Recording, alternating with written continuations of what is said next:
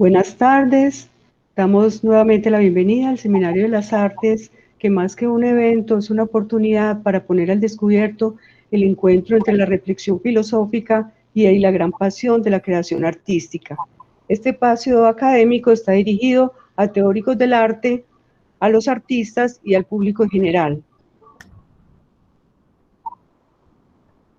En las dos sesiones pasadas tuvimos como invitados a dos profesores de música, quienes nos hicieron recordar las palabras de Nietzsche. Quiero, a propósito de estas dos conferencias de música, recordar estas palabras que dicen así: sin música, la vida sería un error. Pero nuestro interés, pues, ha sido abrir la convocatoria a todos los profesores, no solo a los profesores de música, sino también a los profesores del Departamento de Artes Visuales, que son los que hoy va a presentar Carlos Jaramillo, que es profesor del Departamento de Artes Visuales, lo mismo que la próxima sesión estará a cargo de Carlos Díez, también que es un profesor del Departamento de Artes Visuales, y también del departamento, al final, del Departamento de Artes Escénicas, en el que está incluido los profesores de teatro y de danza. El Seminario de las Artes es la posibilidad de confrontar las narrativas, los relatos o la teoría artística con ese instante de fulguración de la obra de arte, la cual, al modo en que lo señala Adorno, y quiero mencionar aquí una metáfora que siempre he apreciado mucho de Adorno, la obra de arte es semejante a los fuegos artificiales. Tanto trabajo, tanto esfuerzo para poderlos construir, elaborar, lo mismo para la obra de arte, tanto esfuerzo para que al final simplemente pareciera que simplemente explotan en un instante. Ese instante es el instante de la experimentación, y entonces en ese instante al que se refieren todos estos teóricos del arte, en ese instante de la fulguración de la obra de arte, y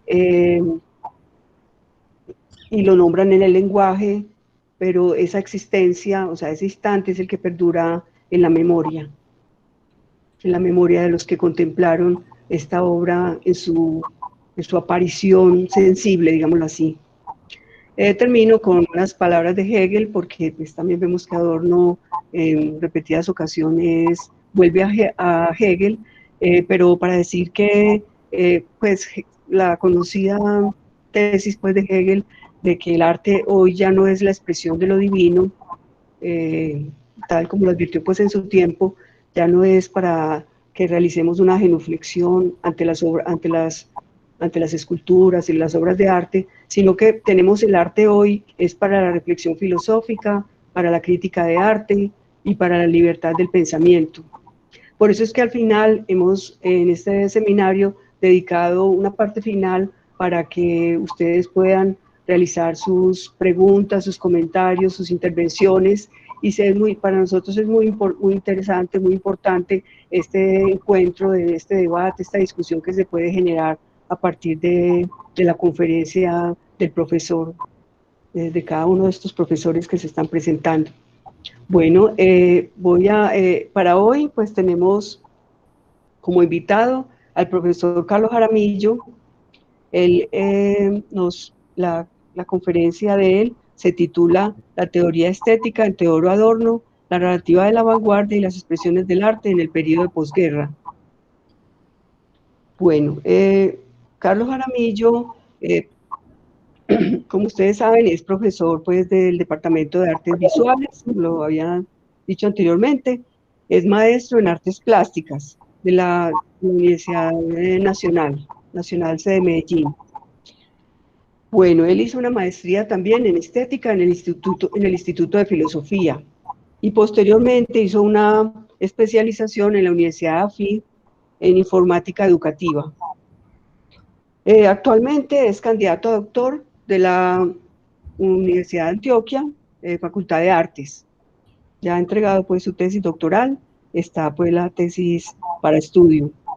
Y podríamos decir de él también que ha sido pues el director de la revista de la Facultad de Artes, que se llama Artes la Revista. Durante muchos años ha sido pues el director de esa revista.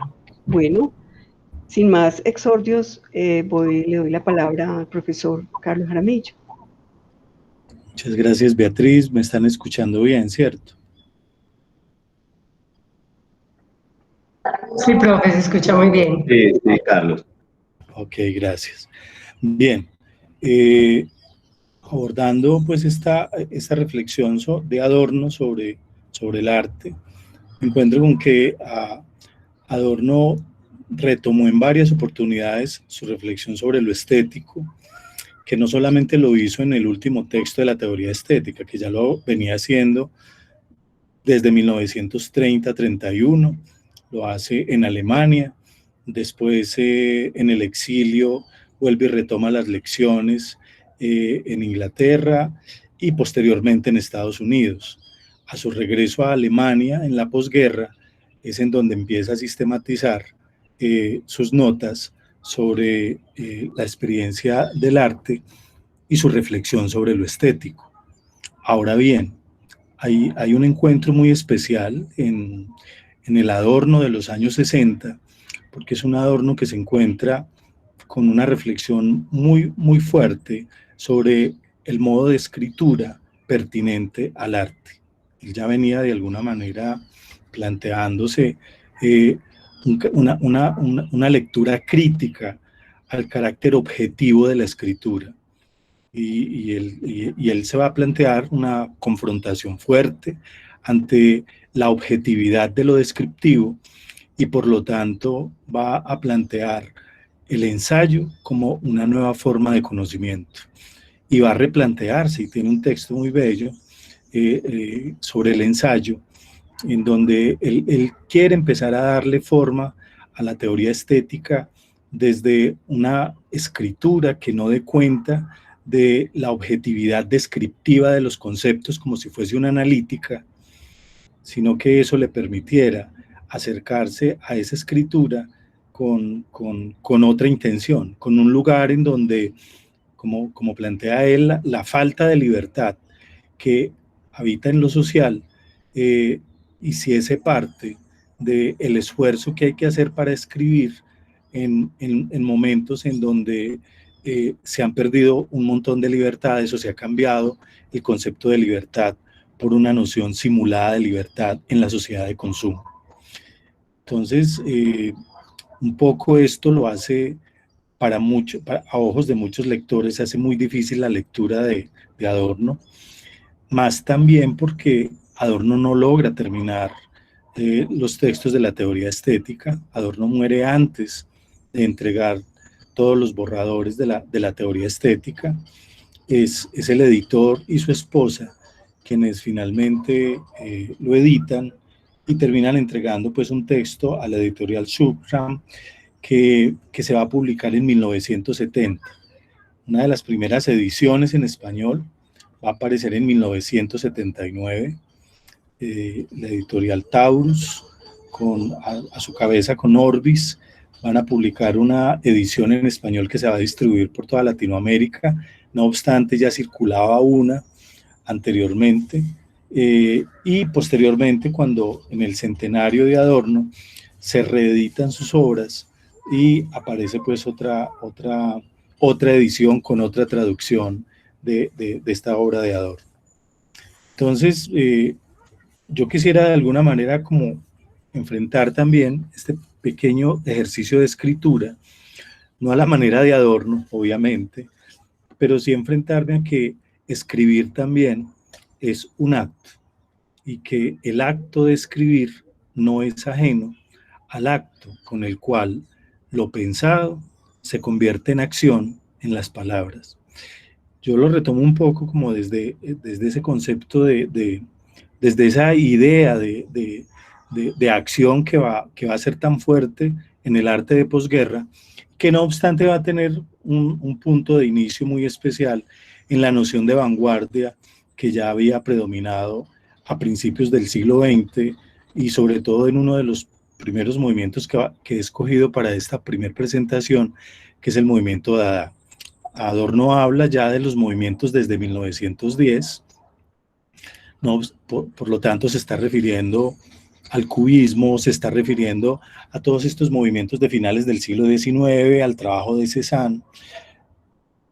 Pero para mí es fundamental los conceptos y las apuestas que Dada lanzó y cómo en la estructura del pensamiento de Dada, que es una lectura muy especial de la obra, como del lugar en donde el gesto se configura en el espacio significativo del arte, poder retomar esos lugares para poder dimensionar un poco el ejercicio de escritura que yo traté de abordar a partir de la escritura que encuentro en Adorno y de las experiencias de sistematización de algunos trabajos en la historia del arte del siglo XX. Me salió un letrero, alguien me está diciendo algo en el chat. No, bueno. Bien, ¿con qué arranca la teoría estética de Adorno? ¿Sí? Arranca con esta cita. Yo he retomado tres traducciones al español, y está el texto original en alemán. Esta cita, y de ahí no me voy a mover. Alrededor de esta cita es que voy a desarrollar un poco, a desplegar, como diría Adorno, a desplegar en diferentes direcciones una constelación de conceptos históricos, de encuentros, de reflexiones que me permitan reconocer un poco cuál puede ser el alcance de esta cita. Esta cita dice: ha llegado a ser evidente que nada referente al arte es evidente, ni en él mismo, ni en su relación con la totalidad, ni siquiera en su derecho a la existencia. En otra traducción, y esto es bien especial, ya la traducción del 2004, que es la de Akal, dice: ha llegado a ser obvio, cambia lo evidente por lo obvio, ha llegado a ser obvio que ya no es obvio nada que tenga que ver con el arte, ni con él mismo, ni con su relación con el todo, ni siquiera su derecho a la vida. Lo que emerge aquí y con lo que me enfrento yo un poco a este ejercicio de historizar la noción de vanguardia, emerge precisamente en este lugar, porque quizás esto es lo que implica que la narrativa de la vanguardia no sea una narrativa descriptiva, sino que vanguardia, desde la perspectiva de Adorno, sea una revisión de aquellas condiciones que en el arte suponen una pérdida de evidencia de su misma configuración. Es decir, hay un lugar en donde el arte se encuentra con un territorio en donde lo conocido como arte ha dejado de ser. Y en ese lugar de contacto aparece un umbral que a mí me parece que dimensiona mucho una reflexión que volvemos a retomar constantemente en el siglo XX, es porque entonces a partir de qué condiciones reconfiguramos nuestra pregunta por el arte. Vamos a ver cómo la teoría estética va a tener un montón de desarrollos en ese lugar, pero no vamos a ver toda la teoría estética porque eso significaría un curso entero. Yo me voy a pegar solamente de esta cita, ¿sí? de este territorio de la evidencia. Entonces, el primer lugar en donde encuentro que es evidente para Adorno hablar de la pérdida de evidencia en la obra de arte, es en la obra de arte Dada, es en el concepto Dada de arte, perdón. Y entonces nos encontramos con que en Dada nace de una rebelión. Esto lo retomo de Mario de Micheli, que entonces era común a todos los jóvenes, una rebelión que exigía una adhesión completa del individuo a las necesidades de la naturaleza sin consideraciones para con. Mire todas las rupturas de esa relación del individuo en una pregunta por la relación con la naturaleza en otras condiciones. Es decir, una revisión de las condiciones del arte en sus categorías históricas, lógicas, en su relación con la moral común, el honor, la patria, la familia, la noción misma de arte en mayúsculas, la religión, la libertad, la fraternidad. y tantas otras nociones correspondientes a necesidades humanas, pero de las cuales no subsistía más que un esquelético convencionalismo porque habían sido vaciadas de su contenido inicial. La ilustración es de Raoul Huysmans, es de 1920, cuando el collage estaba planteándose otras maneras de entender la configuración de la imagen en términos de la superposición de citas, del encuentro de la imagen con su propia noción de colección. Entonces, estoy tratando de abordar este primer principio de evidencia histórica. Obviamente, este es un concepto retomado por Mario de Micheli en un texto que él escribe originalmente en italiano en 1966, pero que se publica en español en la década de los 70. Ya es posible que la segunda mitad del siglo XX mire retrospectivamente en una condición histórica la noción de vanguardia y sea capaz de decir esto de Dada. Y entonces, cuando yo miro la teoría estética escrita a finales de los años 60, pues entonces estoy tratando también de contextualizar culturalmente cómo hay un momento del arte que está tratando de revisar los trazos que marcaron en la primera mitad del siglo XX lo que está significando para la segunda mitad hacer arte. Porque el arte empieza a reconfigurarse a partir de varias cosas. No podemos olvidar que a Adorno le toca en Alemania el surgimiento del nacionalsocialismo y el ascenso del nacionalsocialismo va a desembocar posteriormente en los campos de concentración. Cuando ellos se vienen a dar cuenta de la cruda realidad de los campos de concentración, algunos han logrado salir, Benjamin no pudo salir, y les toca la transición de la Segunda Guerra Mundial. Es decir, no solamente el desarrollo el ascenso del fascismo, el nacionalsocialismo, los campos de concentración, sino también el desenlace de la Segunda Guerra Mundial y el reordenamiento geopolítico del mundo después de 1945. Uno que aparece inicialmente es el de abril, cuando se rinde Alemania, cuando Hitler se suicida, pero posteriormente el de agosto, que es quizás el que ya el mundo europeo no celebra de la misma manera que celebraron el desembarco en Normandía y todo este proceso de la rendición a Alemania en abril, que se va a dar en agosto con las bombas de Hiroshima y Nagasaki. Ya lo que empiezan es a descubrir el horror del nuevo orden racional del mundo y la jerarquización de una tecnología que ha configurado a la ciencia y ha configurado a la ciencia en el territorio en donde el hombre se empodera de la naturaleza para su propio dominio.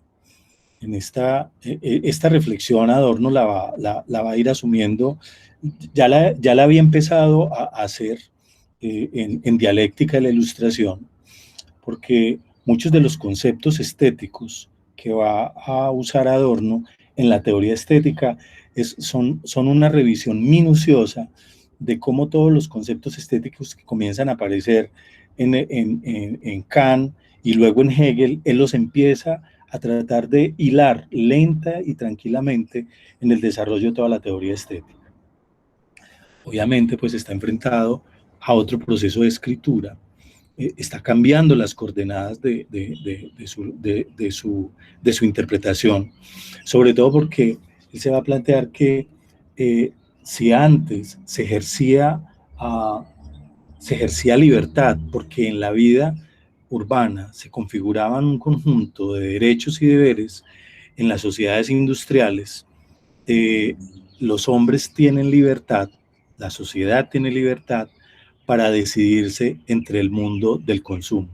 Es decir, hemos cambiado la libertad de los derechos y los deberes. Él se va a plantear una lectura en la dialéctica de la ilustración. Él dice la promesa incumplida de la ilustración, que tiene una incidencia enorme en la teoría estética, y por eso va a revisar los conceptos desde Kant, pasando por Hegel, y los va a poner ahí a satelitar en sus constelaciones estéticas en la teoría estética, porque entonces él se va a enfrentar a que la noción de libertad en la sociedad de consumo es una noción de libertad aparente. Hay una aparente libertad. Y de esa apariencia de libertad que ha cosificado y que ha vuelto esquemas los antiguos valores, va a dar cuenta el movimiento dadaísta. O sea, Dada está haciendo una crítica a esa manera en que las sociedades industriales han configurado la noción de libertad en las sociedades de consumo. Entonces, por eso me detengo un poco aquí en Dada. Dada arranca en Zúrich, que era Zúrich en 1916. Zúrich era una ciudad de desertores, emigrantes políticos, objetores de conciencia, agentes secretos, espías, hombres de negocios, entre otros.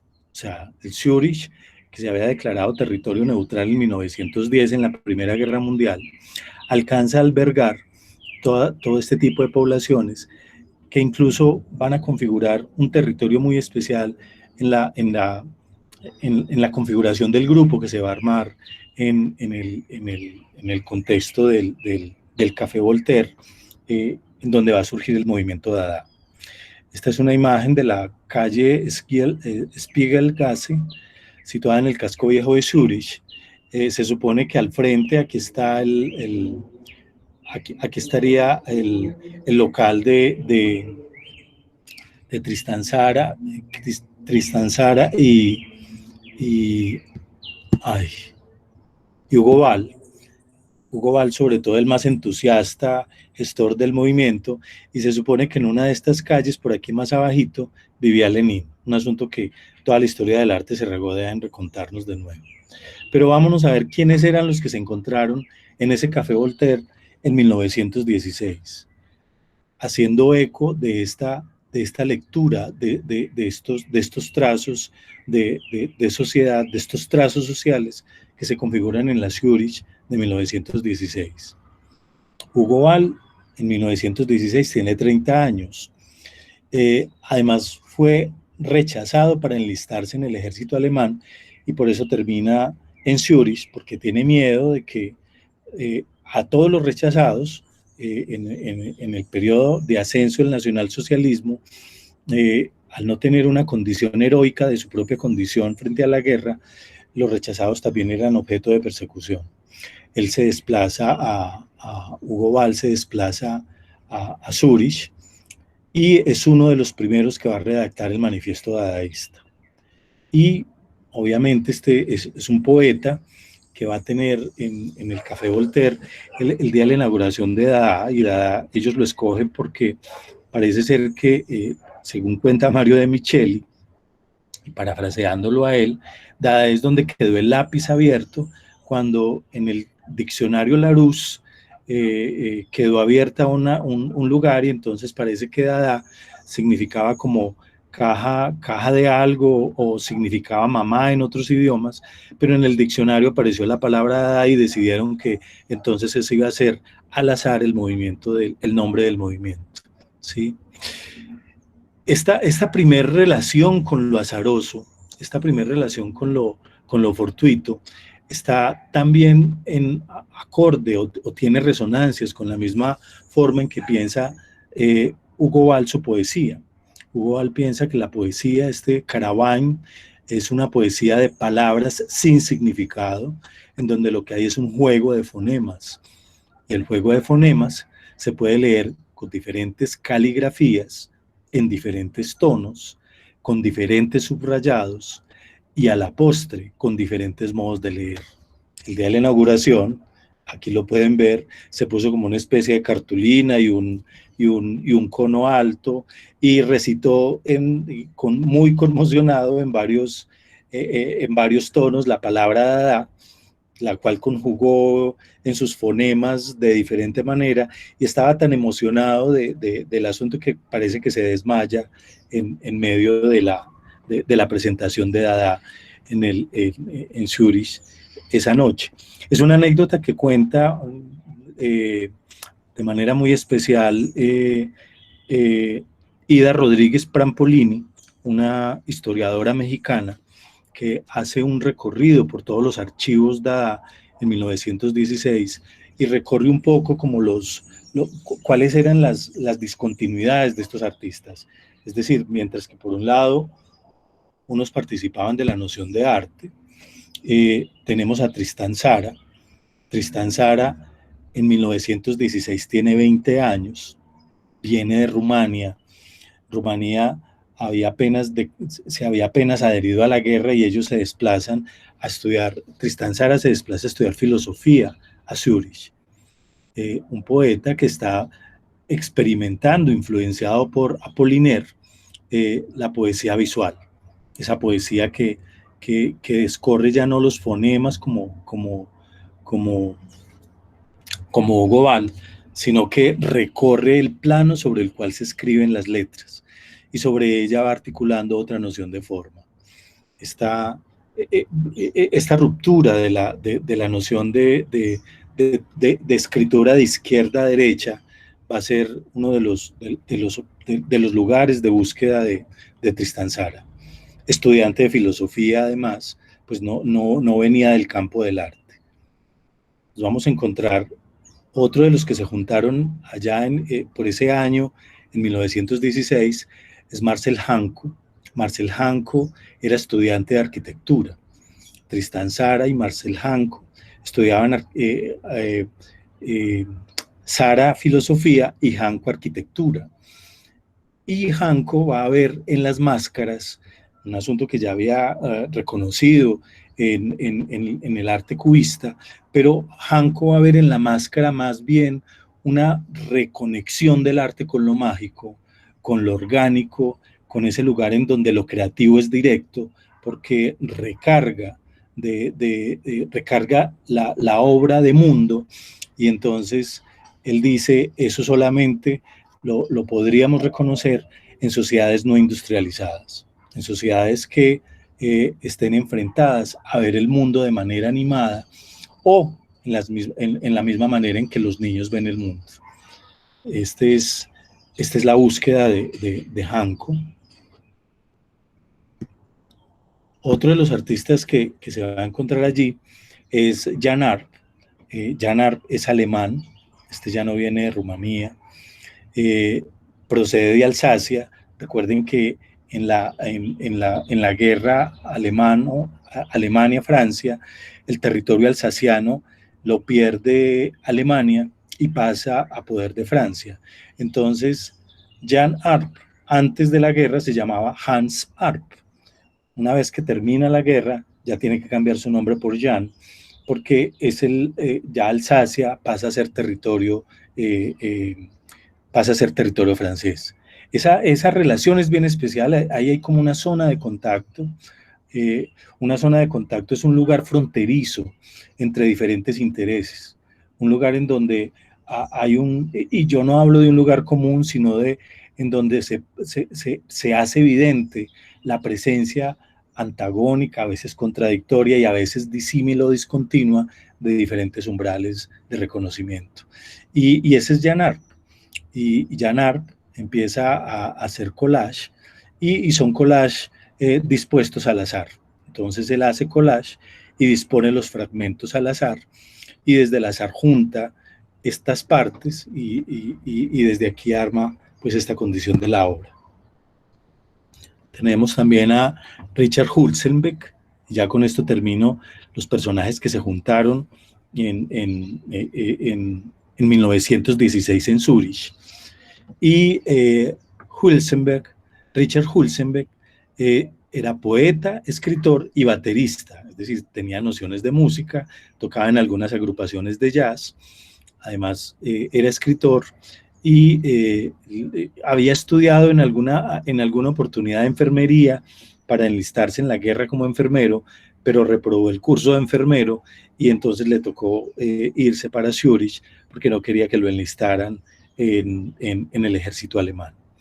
Entonces Hülsenbeck llega también a Zúrich y se encuentra de manera muy entusiasta. Hülsenbeck es uno de los que va a llevar el movimiento de Ada Berlín posteriormente y el que va a tener un desarrollo bien especial, el que le va a dar un despliegue al dadaísmo con el surrealismo en otra condición porque se va a volver muy estudioso de Jung, pero ese ya es otro cuento. Yo lo que quiero es contarles un poco el encuentro de estas discontinuidades en Zúrich, porque en el fondo es un poco lo que quiero plantearles con la noción de vanguardia.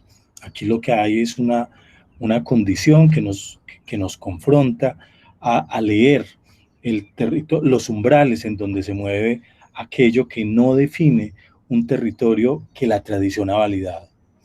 En esa medida, cuando ya Tristán Tzara, ya esto es 1948, lo entrevistan en Berlín, le dicen, bueno, ya hagamos una recapitulación, se están redefiniendo los centros culturales del mercado del arte.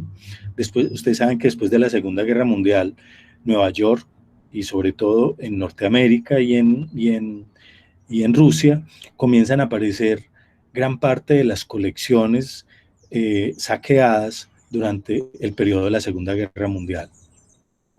Y eso va a hacer que entonces ciudades como Nueva York empiecen a tratar de configurar un territorio de identidad cultural del mundo civilizado después de la Segunda Guerra Mundial. No obstante, París se va a resistir a perder ese lugar y comienza también de alguna manera a hacer una recopilación estadística, a buscar las colecciones, a definir entonces cuáles son los artistas que le van a dar sentido de identidad al arte europeo, confrontado ahora con el mercado de arte norteamericano.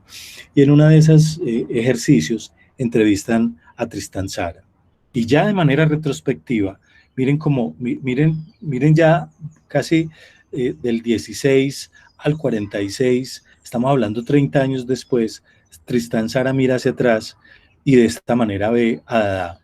Dada nació de una exigencia moral, de una voluntad implacable de alcanzar un absoluto moral y del sentimiento profundo de que el hombre, en el centro de todas las creaciones del espíritu, debía afirmar su preeminencia sobre las nociones empobrecidas de la sustancia humana, sobre las cosas muertas y sobre los bienes mal adquiridos.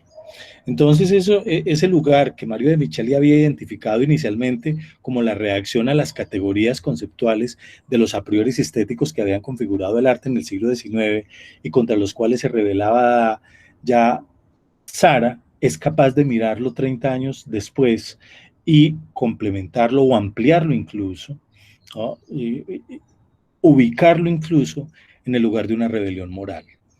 Es decir, aquí lo que estábamos enfrentando era a la relación del arte con la noción de lo humano, a este lugar en donde el arte define para el proyecto moderno un territorio y en ese lugar el arte entonces configuró una mirada crítica e incluso una cierta forma nihilista de verse en términos de su propia tradición.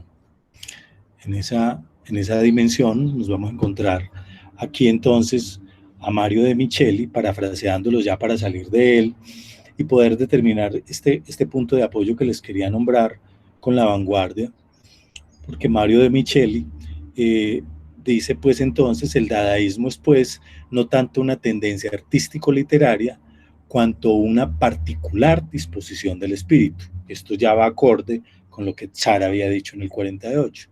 Es el acto extremo de antidogmatismo que se vale de cualquier medio para conducir una batalla. No olvidemos que es en la dialéctica de la Ilustración en donde ya Adorno y Horkheimer habían hecho una crítica al lugar en donde la apariencia de libertad nos configuraba un lugar en donde dejábamos de reconocer que había dejado de ser dogmático, en donde se pierde la noción de lo dogmático y ya no sabemos si lo somos o no.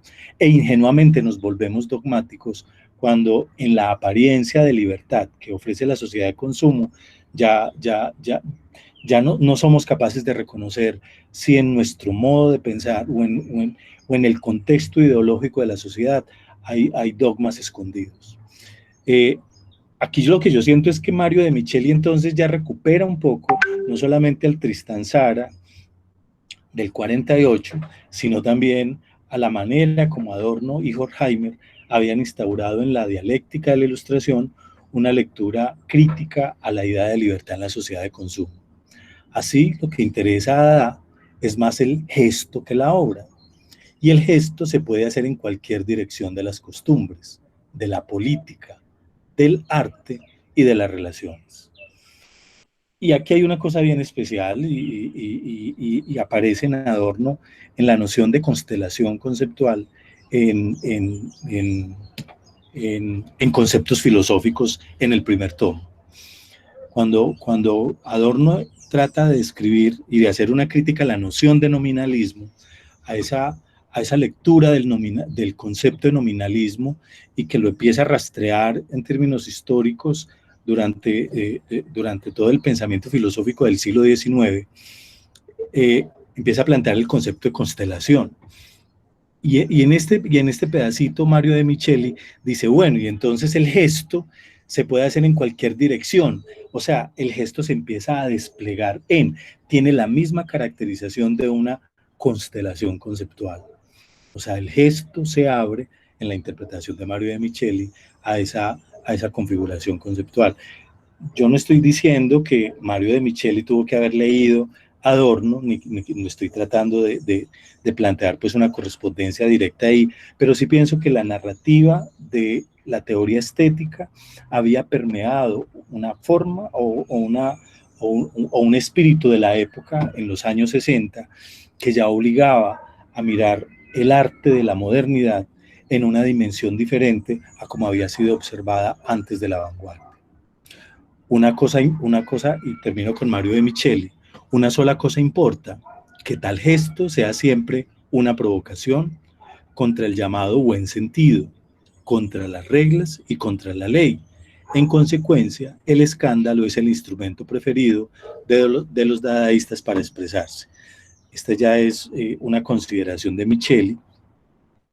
Obviamente, toda Europa, después del desplazamiento de los dadaístas a otros territorios europeos después de 1918, va a hacer pensar que Dada ha muerto, como en el caso de Tristán Tzara, que dice Dada, ¿no? Dada hace rato murió, pero Hülsenberg todavía en los 60 decía, no, Dada todavía está vivo. Entonces, que el grupo se haya puesto de acuerdo de que Dada había muerto, no, es un asunto que va a tener una resonancia especial, porque es esta condición del gesto, del despliegue de constelación del gesto, el gesto desplegado como una constelación, el que va a hacer aparecer en una de ellas el lugar del escándalo. Y esto ya sí no es Adorno. Adorno en ningún momento habla, aquí ya tomo distancia, y aquí es donde decido, listo, ya con Mario de Micheli no puedo seguir con la noción de vanguardia, y ahí sí ya me detengo un poco en el concepto de Adorno, en ese lugar en donde el arte ha dejado de ser evidente. No obstante, el ejemplo de Duchamp, de 1919, en el que interviene una reproducción de la Mona Lisa y le pone bigotes, y las siglas que hay ahí abajo, más o menos recuperan un poco el sentido de que Mona Lisa, lo que dice ahí es, ella tiene el culo caliente. Y después cuando la vuelve a intervenir, que le quita ya los bigotes, ya dice la Mona Lisa, ya no pone Mona Lisa con el culo caliente, le quitan las siglas, sino que pone Mona Lisa afeitada. Esta misma lectura del arte como un arte que revisa su propia condición, entonces para mí es una lectura en donde el Adorno lo que intenta capturar en ese primer concepto es el asombro ante un arte que no se reconoce socialmente como arte. Este es el punto de partida paradójico del primer enunciado que confronta la experiencia del artista con su modo de entender la vida, en un momento histórico que transcurre en Europa entre el final del siglo XIX y principios del XX, y posteriormente con mucha más fuerza después de la Segunda Guerra Mundial, porque ya hay otras condiciones teóricas, aparecen otras revisiones incluso en otras disciplinas, ya no solamente es el arte, aparecen otros momentos de la filosofía revisando su propio proyecto ilustrado, Y hay otras lecturas, pues entonces, en los años 60, que van a aparecer en la escuela francesa, en el pensamiento francés de los años 60, en una revisión entonces, incluso con muchas más herramientas conceptuales para esta construcción, que es el momento en donde se está construyendo esta conceptualización sobre lo estético en los años 60. Parafraseando ya finalmente a De Micheli, el umbral entre dos siglos lleva al arte del siglo XX a un camino de discontinuidad y extrañamiento de su propia condición. El arte se extraña a sí mismo, pero ese extrañamiento no es un arte que es capaz de revisarse y decir, bueno, entonces aquí voy a cambiar para otro lado, no es un giro a, sino que es un lugar en donde el arte ya no mira la metáfora de la ilustración, la metáfora de la ilustración es el iluminismo, es la luz. Aquí estamos hablando, y esta es la perspectiva adorniana, el arte entonces mira sobre su propia oscuridad. El arte mira sobre su propia negatividad, sobre aquellos lugares en donde el arte se resiste a convertirse en un elemento comunicativo o en un elemento que puede ser objetivado por un análisis racional. Dice, el arte se revisa en la medida en que es capaz de confrontarse con esa negatividad. Y sucede así porque el arte es la respuesta de los artistas al resquebrajamiento de la conciencia histórica occidental que afinó las razones del concepto en las creaciones del espíritu.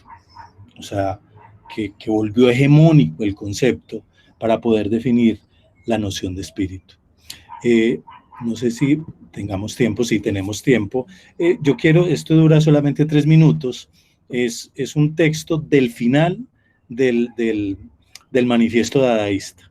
Y parece bien interesante porque vamos a retomar pedacitos Ay, se me olvidaba que este formato no me deja. Denme un segundo, yo lo monto aquí y se los presento.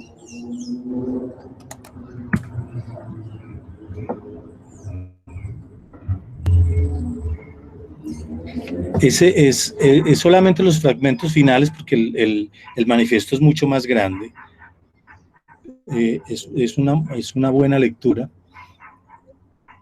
Si mi computador me da para leerlo.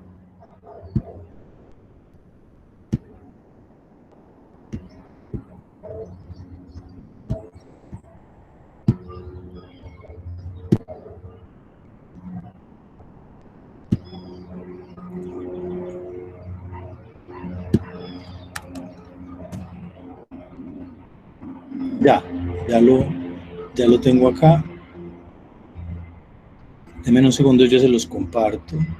En una negación de la familia está... Perdón. Yo dejo compartir acá para podérselos compartir. Es 3 minutos, solamente son los fragmentos finales del manifiesto dadaísta, porque lo quiero retomar de ahí para las notas en las que Adorno desarrolla el concepto de la pérdida de evidencia del arte.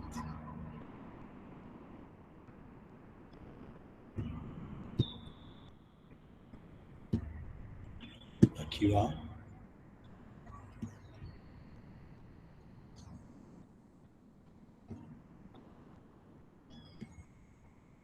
Es el fragmento final del manifiesto dadaísta escrito por Tristan Tzara, que grite cada hombre: hay un gran trabajo destructivo, negativo por cumplir, barrer, asear. La limpieza del individuo se afirma después del estado de locura agresiva, completa, de un mundo dejado en manos de bandidos que desgarran y destruyen los siglos, sin fin ni designio, sin organización, la locura indomable, la descomposición, los fuertes por la palabra o por la fuerza sobrevivirán, pues son vivos en la defensa, la agilidad de los miembros y de los sentimientos chamusca sus flancos labrados.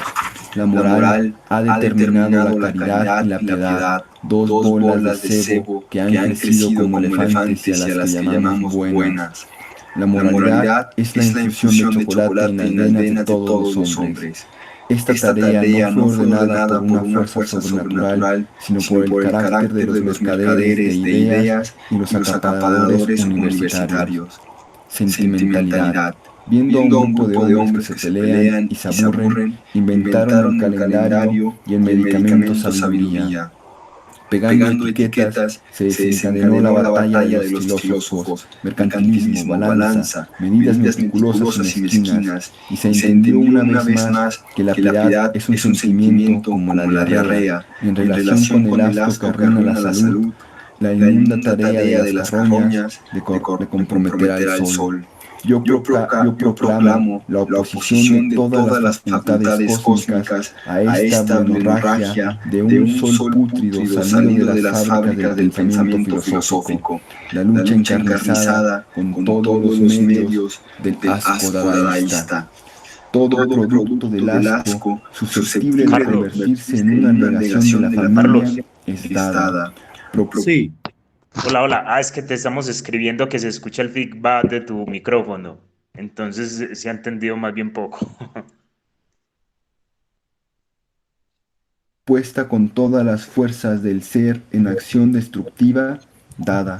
Conocimiento de todos los medios, hasta ahora rechazados por el sexo público, del compromiso cómodo y la cortesía, dada.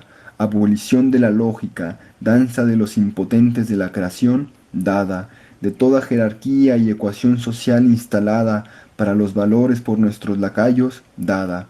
Cada objeto, todos los objetos, los sentimientos y las obscuridades, las apariciones y el choque preciso de las líneas paralelas son medios para el combate, dada. Abolición de la memoria, dada. Abolición de la arqueología, dada. Abolición de los profetas, dada. Abolición del futuro, dada. Creencia absoluta, indiscutible en cada Dios producto inmediato de la espontaneidad, dada. Salto elegante y sin prejuicio de una armonía a la otra esfera, trayectoria de una palabra lanzada como un disco sonoro grito, respetar todas las individualidades en su locura del momento, seria, temerosa, tímida, ardiente, vigorosa, decidida, entusiasta, pelear su iglesia de todo accesorio inútil y pesado, escupir como una cascada luminosa el pensamiento chocante o amoroso, o mirarlo con la viva satisfacción de que da igual, con la misma intensidad en el zarzal puro de insectos para la sangre bien nacida y dorada de cuerpos de arcángeles de su alma, libertad dada, dada, dada. Aullido de los dolores crispados, entrelazamiento de los contrarios y de todas las contradicciones, de los grotescos, de las inconsistencias, la vida.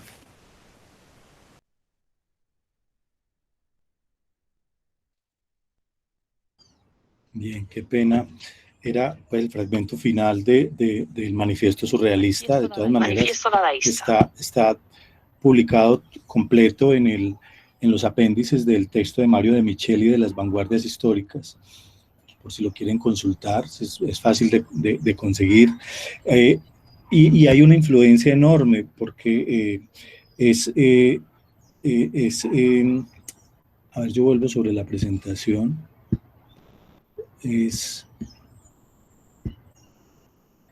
A ver,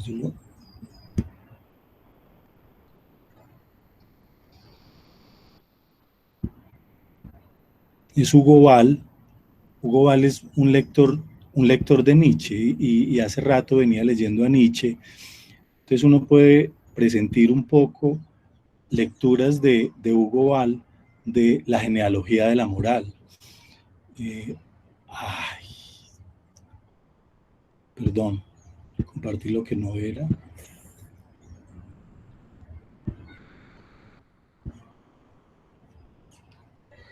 Ya. Es entonces, en esta lectura que estamos haciendo de este final, un extrañamiento. El arte empieza a ser un extrañamiento de su propia condición. Y cuando el arte empieza a ser un extrañamiento de su propia condición, el dadaísmo es el territorio que antecede la evidencia de que el arte sí se estaba buscando desde hace rato, y cuando aparece ya en la teoría estética, pues entonces hay un territorio que va a configurar Adorno conceptualmente para poder configurar ese recorrido. Hay otro asunto bien especial, y es que para la década del 60, Adorno tiene un encuentro bien especial con Samuel Beckett, y admira profundamente Final de partida de Beckett. Entonces llegan a tener varios acercamientos con Final de partida de Samuel Beckett.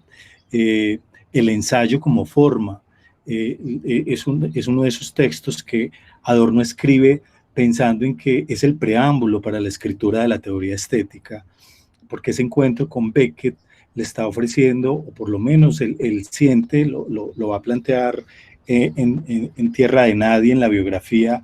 El autor de Tierra de Nadie nos va a ilustrar muy bonito ese encuentro, y dice en el ensayo como forma, Adorno no es que quiera hacer difícil la teoría estética, es que Adorno quiere enfrentarse a otra forma de escritura en un texto que reflexione lo estético no con la evidencia o con la objetivación de lo evidente.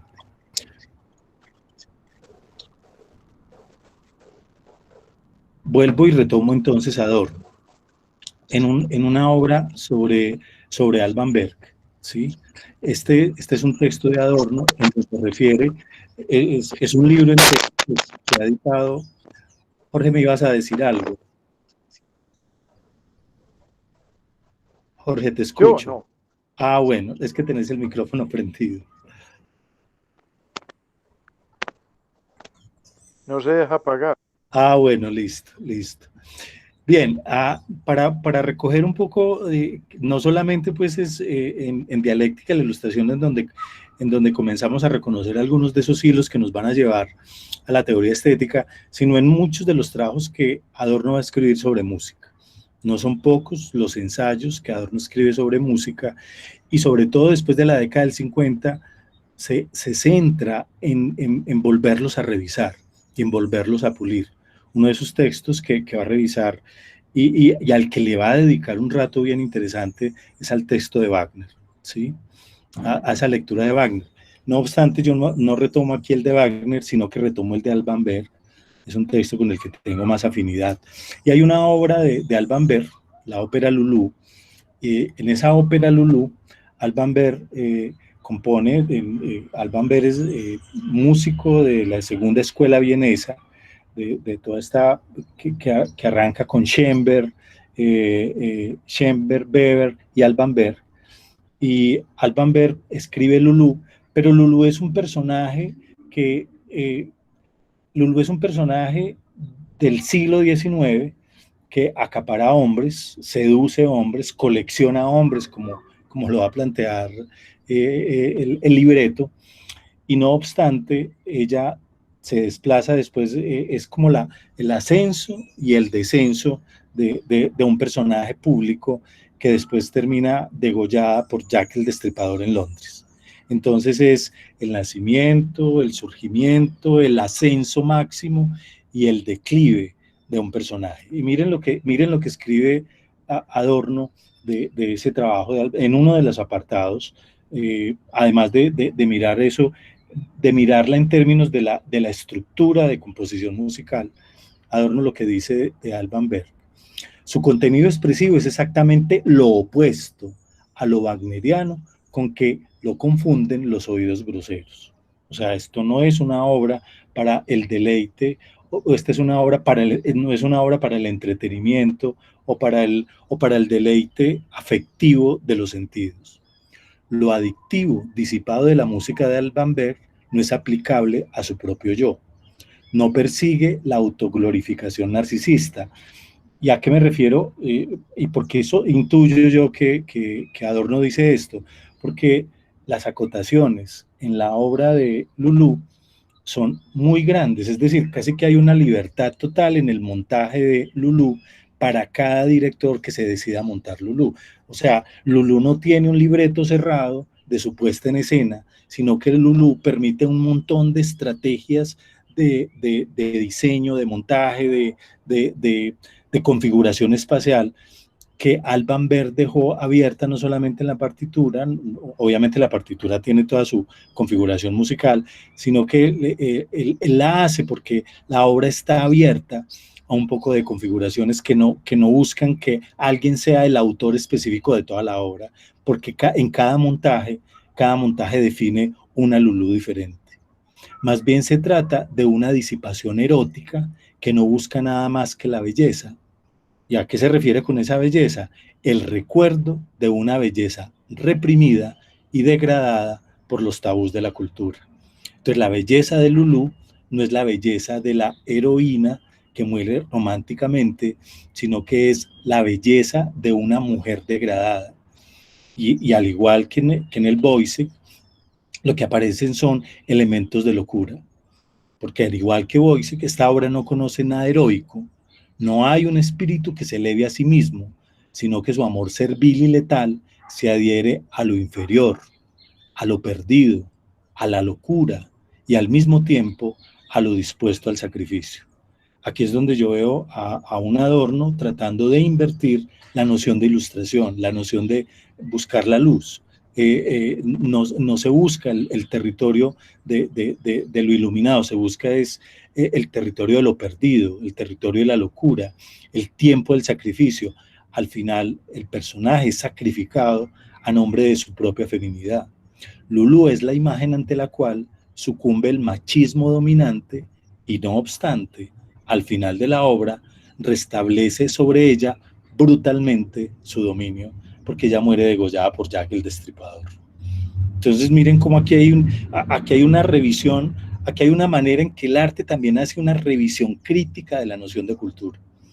Y entonces lo que empieza a emerger y que es un componente esencial de la teoría estética, es que recupera esa pregunta que el arte hace críticamente a su propia noción de arte, porque el arte mismo también ya lo ha asumido. El arte mismo también es una revisión de los conceptos de cultura que el arte ha glorificado. Uno de los rasgos de esta disrupción se observa en el desorden del gusto. El valor que de él se había configurado socialmente se esfumó, sin más, en el arte del inicio del siglo XX. Y este es el asombro que da inicio a la teoría estética de Adorno, porque es un arte que no fía su confianza en su relato previo. Ya no confía en que lo que ha hecho el arte sirva para hacer arte. Y por lo tanto hay una dislocación del gusto. Y esa dislocación del gusto nos va a tirar o nos va a plantear, a poner de frente una comprensión negativa de la claridad del concepto de razón del arte. Es por tanto el anuncio de una forma de entender la creación que se ha despojado de su relación sensible con la percepción de la naturaleza. Arte sin un a priori estético, y no obstante, confrontado con el despliegue social que en el pasado dio valor a la experiencia estética, es decir, que hizo posible un plano de su reflexión, una experiencia religiosa afianzada en el desplazamiento autoperceptivo del cuerpo a la exterioridad del afecto. Es decir, el arte ya del siglo XX no es un arte que confíe en que desde los afectos se forma el gusto. Es un arte que ha tratado de volver a configurar en esa oscuridad la autopercepción del cuerpo. Esa percepción en donde el cuerpo se percibe en la puesta en escena. Vuelvo y retomo, es posible ahora un arte que no tenga posibilidad de encuentro entre el relato que da sentido a su existencia y una producción que se desdobla para salir al encuentro de algún sentido, pensando en ese concepto de constelación conceptual, y que además no evidencia su verdad en este encuentro, que no busca establecer una verdad absoluta como una sombrilla que cobije la noción de las partes y el todo con la noción de lo estético, sino un territorio que se va desdoblando en todas las constelaciones conceptuales que pueda tener la noción de arte. Esta es la máscara del asombro crítico, porque es la entrada de los artistas al desgano y al extrañamiento de un devenir histórico universal. Es decir, el arte empieza a desconfiar de la misma universalidad del discurso histórico del arte. Y esta singularidad va a instalar unos trayectos de sentido muy especial en las obras. Aquí es donde me parece que empieza a configurarse el territorio en que los críticos de arte en los años 60 empiezan a nombrar la noción de fluxus. Y en esta noción de fluxus, vamos a ver solamente el primer minuto de este conjunto de fluxus que hay aquí, porque quiero que miremos en ese trayecto este lugar es donde entonces aparece la relación con el cuerpo en otra dimensión. Denme un segundo, yo se las comparto. Es documentado en 1965, entonces tiene la narración del locutor, pero no importa, se las quiero compartir de todas maneras. Parece el locutor de los que se acuerdan del Mundo al Día, Jorge.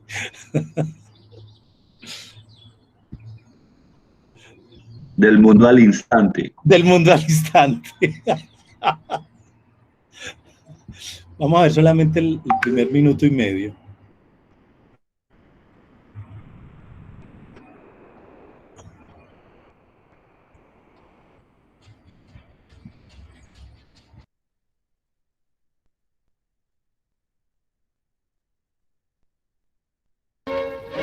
La electrónica está a la orden del día, como pueden ustedes ver. Pero ahora no se trata de ningún laboratorio, sino de instrumentos musicales para la actuación del percusionista Neuhaus, al que naturalmente acuden muchos jóvenes.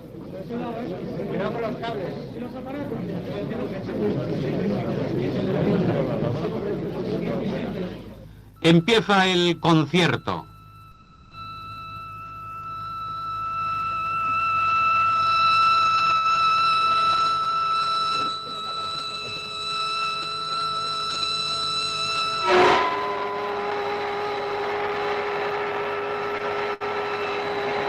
Cambio de página y de efectos.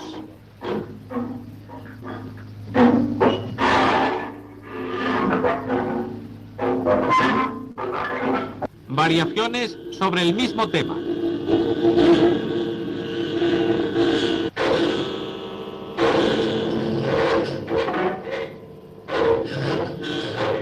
Ahora el español Juan Hidalgo nos va a obsequiar con música enguantada.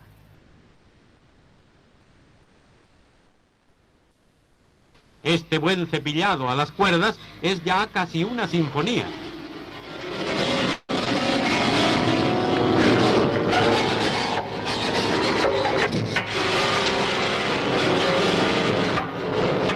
Un silencio que sirve de descanso para los oídos. Por lo visto, la limpieza de los pedales tiene aquí su importancia.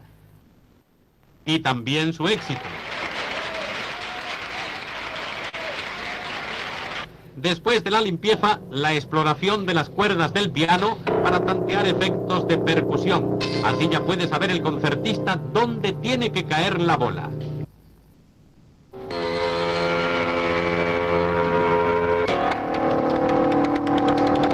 Cámara y sonido absortos.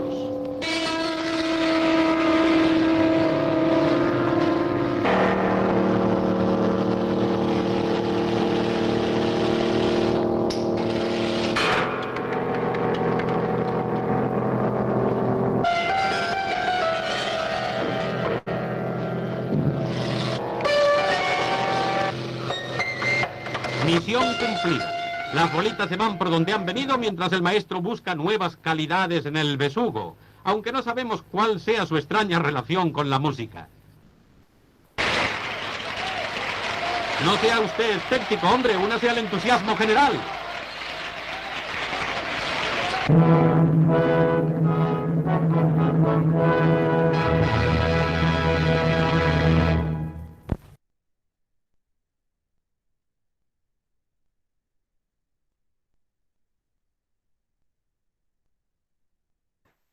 Bien, con la voz del locutor nos damos cuenta de cómo estaba registrando el momento histórico, el fluxus, pues, pero si nos deshacemos un poco de la lectura del locutor, lo que nos empezamos a dar cuenta es que aquí ya no hay un lugar que la tradición pueda validar o en donde uno pueda de alguna manera enfrentarse a un a priori estético, incluso porque vuelve y reaparece ese concepto de azar.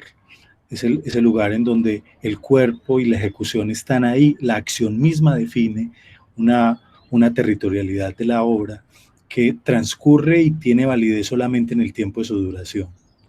Y eso nos va a sacar, por lo tanto, entonces, de una experiencia religiosa o una experiencia que nos vincule sensiblemente a la obra. Es posible ahora un arte que no tenga posibilidad de encuentro entre el relato que da sentido a su existencia y una producción que se desdobla para salir al encuentro de algún sentido, y no sabemos cuál, y que además no evidencia su verdad en este encuentro, no está buscando decir verdad. Es esta la máscara del asombro crítico.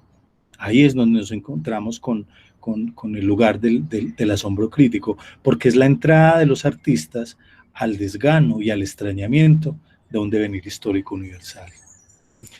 En esa reflexión, entonces me encuentro que para los años 60, Nam June Paik se encuentra con Joseph Beuys, ¿sí? y hacen un trabajo bien especial.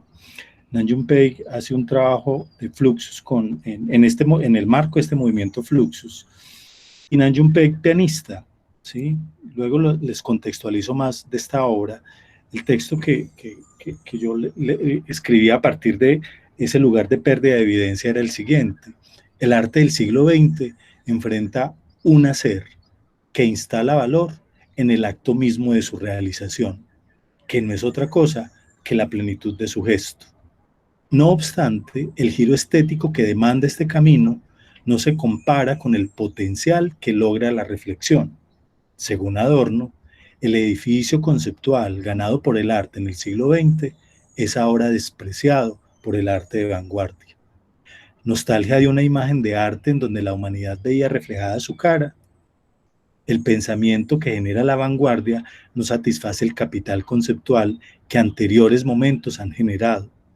Adorno señala, en este primer momento, un arte que en su enfrentamiento al discurso calla y con este gesto recuerda el poder de sostenerse en su pulsión enigmática. Este lugar no es entonces un lugar que aparentemente pensamos es nostalgia de la pérdida de sentido que el aparato estético había otorgado al arte en el siglo XIX. No, es quizás la recuperación del carácter enigmático del arte, un asunto que ya Nietzsche había plantado desde el origen de la tragedia y que vuelve a aparecer en todos estos contextos de reflexión, y que a lo mejor la perspectiva crítica está tratando de señalar, porque de alguna manera, y es mi sospecha, es el final de la dialéctica. Casi que Adorno lo que nos está es confrontando un poco si es posible entonces que en el mundo del arte lo estético sea esa frontera que pone en evidencia una crisis de la dialéctica. Es una pregunta que yo no voy a desarrollar, sería un asunto para una tesis, pero me parece que es una intuición muy especial que reaparece constantemente en la teoría estética. Es posible que sobrevenga ahora en el arte la voz de una humanidad que se confronta con la racionalidad instrumental de la guerra y de la economía, de la velocidad del progreso que se suma al sinsentido de la vida, o por el contrario, toma distancia de toda forma de pensar que haga comprensible el arte. Se trata de reconocer el campo de tensión entre arte y estética y de cómo el arte del siglo XX, al romper distancias con sus conceptos, hizo frágil a la reflexión estética de orden religioso y develó una relación fragmentada e inútil entre las partes y el todo. Ahí es donde me parece interesante esta reflexión del Fluxus, que vamos a ver vamos a ver solamente 2 minutos de este Fluxus, porque quiero retomar un poco este encuentro que no es evidente de esta reflexión, obviamente, pero que me permite una interpretación en este texto de eso que leía en Adorno, porque es evidente que el arte ha dejado de ser evidente. Vamos a ver solamente del minuto 13 al 15, a escucharlo, porque porque es una grabación.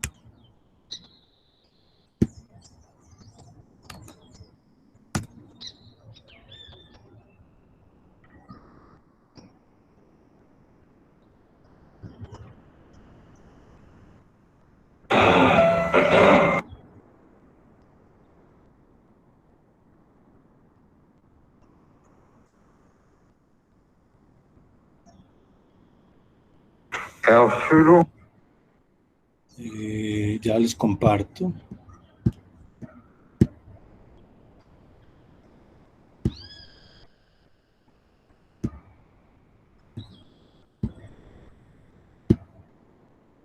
Joseph Beuys y Nam June-paik en un performance, en un trabajo de Fluxus que se llamó Coyote 3.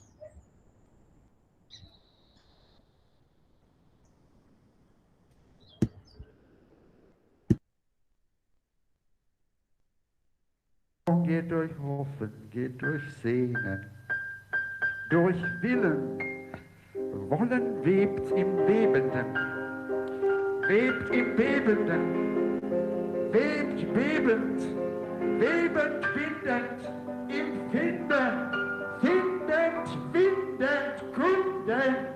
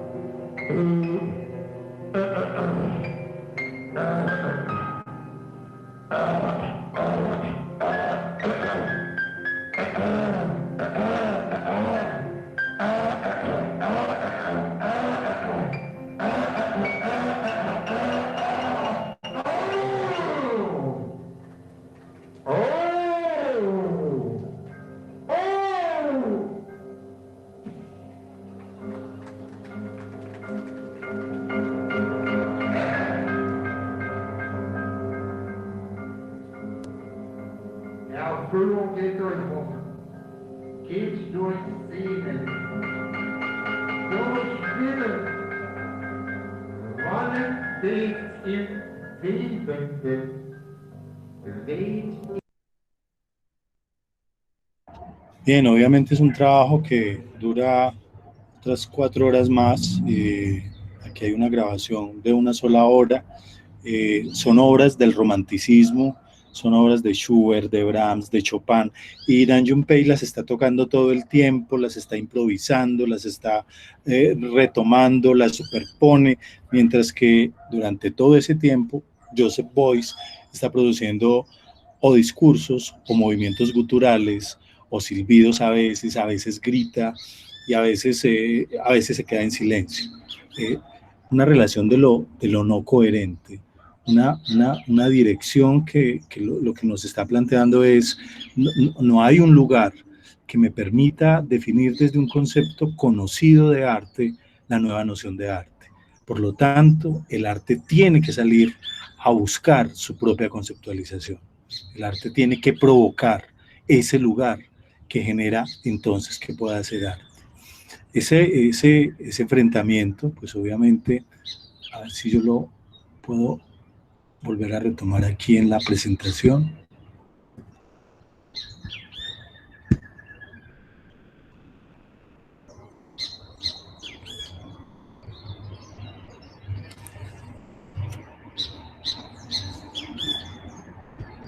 Es entonces en ese sentido en que empiezo a tratar de configurar esta reflexión sobre esa pérdida de evidencia del arte y de la necesidad de que el pensamiento genere un nuevo capital conceptual, de que reconozca la fragilidad del concepto mismo en el acto mismo del hacer arte.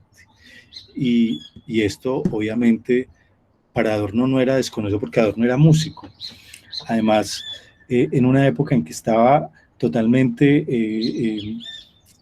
yo diría que entusiasmado con la obra de Samuel Beckett, y en que había empezado a reconfigurar su escritura a través del ensayo como forma, uno empieza a intuir un Adorno que descubre el valor creativo de la acción.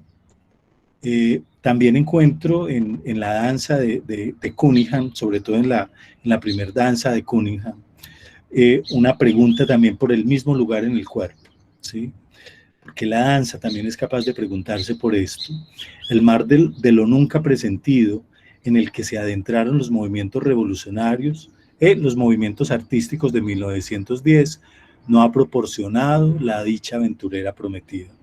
Y como les digo, no es que Adorno esté haciendo nostalgia de la anterior configuración estética, sino que está diciendo, no, aquí ya no hay más para hacer, no siga buscándole a esto las promesas las promesas de lo estético, no las siga buscando ahí, empiece a crear, a configurar otro acercamiento de los conceptos a la acción. Para Adorno, los movimientos de vanguardia hilan los trayectos de una revolución en el arte. No obstante, desde el pensamiento crítico, esta forma de arte no compensó las promesas de sus estatutos revolucionarios, y esto hila en la desconexión de las partes con el todo, al dejar al arte huérfano del poder reflexivo de una estética de la percepción. Pensar el arte como una revolución define unos ideales de cumplimiento, unas promesas. Y a mí me parece que aquí lo que aparece eran las promesas entonces del arte, de la estética de la percepción, o de una estética que había afincado la relación, su relación reflexiva en la relación entre el concepto y la acción que define los objetos del arte para los afectos. Ya en Hegel, la metáfora de la luz que hace posible la superioridad del espíritu, y en esta promesa el arte dispone encuentros entre el humano y el mundo. No obstante, en el arte de vanguardia, la revolución tiene una nostalgia de recuperación del orden en otra cartografía. Y el arte de vanguardia estaba despojándose así de su vieja metafísica, y posiblemente estaría construyendo otra. Vemos un pedacito de este trabajo, que ya no me faltan sino... Me faltan 2 diapositivas y terminamos. Es un tráiler cortico del trabajo de Cunningham. En ese tráiler él cuenta un poco, en 2 minutos, nos cuenta un poco como cuál es esa perspectiva desde la cual él pensó la danza en el momento en el que, posterior a la Segunda Guerra Mundial, empiezan a reconfigurarse los supuestos estéticos de la danza en Estados Unidos.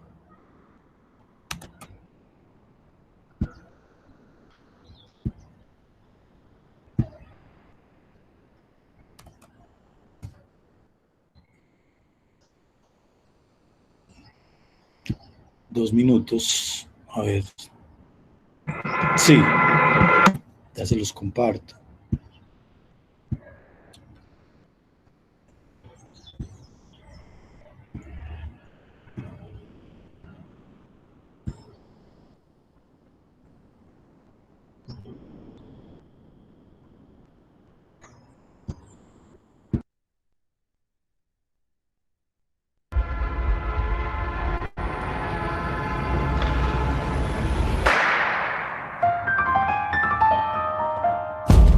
You consider your work avant-garde?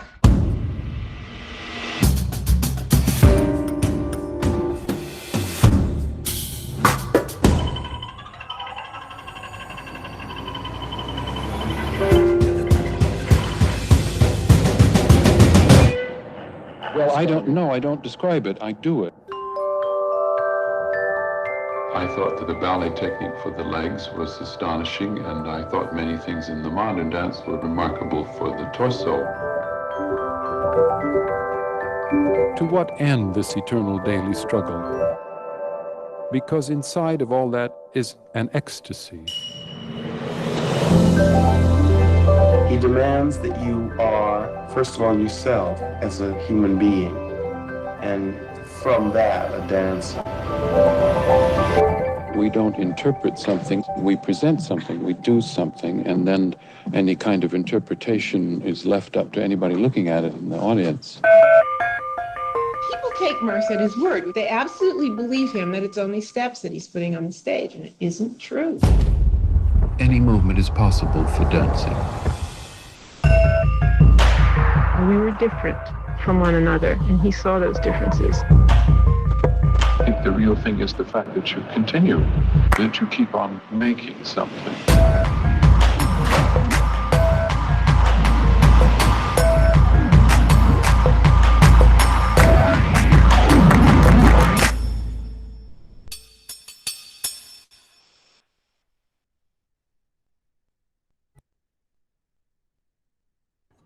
Bien. La danza y su relación con el éxtasis. La danza y el lugar en donde el bailarín tiene conciencia de su cuerpo en el momento del movimiento o de la quietud. La danza como el lugar en donde el silencio reflexiona con el cuerpo. Es bien especial en la apuesta estética de Cunningham, este acercamiento, este devenir del fluxo norteamericano, que después va a tener despliegues en el trabajo de John Cage. Recuerden que Merce Cunningham va a trabajar con John Cage también, pero no quise poner los ejemplos de John Cage porque yo creo que ya son muy conocidos y porque me interesaba más esa relación de Adorno con el movimiento Fluxus europeo, que va a tener un impacto especial en los modos de entender el desarrollo del trabajo del cuerpo en todas las artes después de los años 60. En esta reflexión con Merce Cunningham, a ver, yo dejo de presentar aquí para volver a la presentación.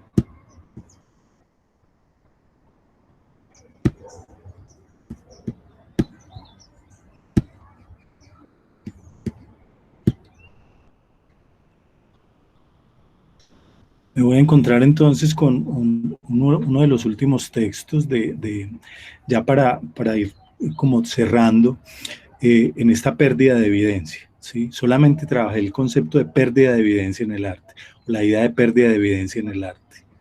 En vez de esto, el proceso desencadenado por entonces ha devorado las categorías en cuyo nombre comenzó, ¿sí? O sea, el arte mismo devoró todas las categorías sobre las que se había iniciado y ubicó la pregunta por el artista en otro lugar. Desplazó el lugar incluso del ojo que observa a otro lugar. Y aquí me parece muy bonito, me parece que como metáfora es muy interesante, un trabajo de Buster Keaton, en donde la escena filma al camarógrafo y filma lo que pasa con el camarógrafo. Además de otros trabajos muy interesantes que hace Buster Keaton con el lugar en donde se desplaza el ojo que observa, y además porque no van a ser pocos los análisis que van a enriquecer la teoría estética y que vienen también no solamente de los textos que escribió Adorno sobre música, sino sobre los que escribió sobre crítica de cine y la relación entre cine y puesta en escena musical. Las categorías estéticas del arte fueron devoradas por el ímpetu de la vanguardia. Así, apostaron a deshacerse de todo a priori estético en la conceptualización del arte. Esto tuvo consecuencias en los modos de reflexionar su acción. Y en este análisis, 3 preguntas son clave para entender el ímpetu de renovación que devoró las categorías de su valoración estética. ¿Desde dónde nombrar el arte si ya nada es evidente en su acción?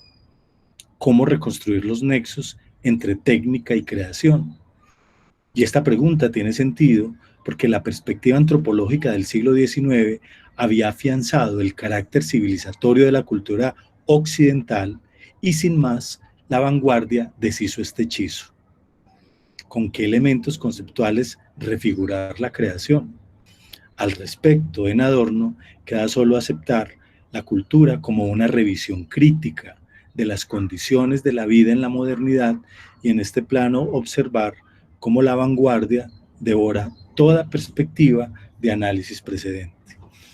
Es decir, si lo miramos también en esa perspectiva negativa, entonces cómo el arte también va a devorar sus propios conceptos y sus propias categorías, va a tener otro despliegue en el desarrollo de la teoría estética.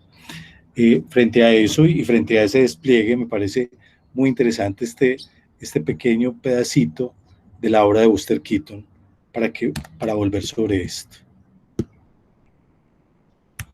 Ya se las presento.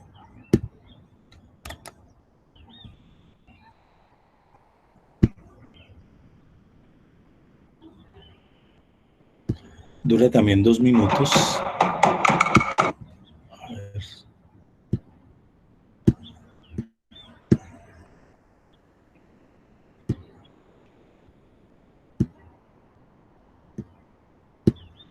El hombre cámara.